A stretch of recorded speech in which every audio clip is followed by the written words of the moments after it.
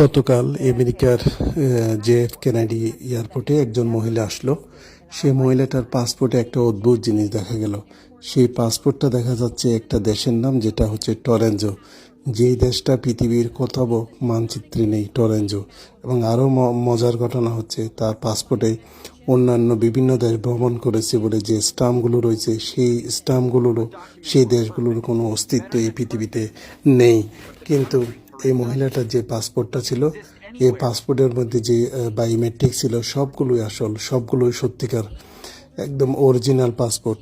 তো এই মহিলাটাকে যখন জিজ্ঞেস করা হয়েছিল, আপনি কোথা থেকে আসছেন, ও বলল টোকিও থেকে। তিনি বলল যে এটা কি আমেরিকা? মহিলাটা বলল হ্যাঁ আমেরিকা। ও মানে উনি ভুল করে এই জায়গাতে চলে এসছে। এখানে ওনাকে অনেক ইনভেস্টিগেশন করা হয়েছে। তো মনে করা হচ্ছে সে অন্য কোনো একটা পৃথিবী থেকে ভুলে আমাদের পৃথিবীতে চলে এসেছে।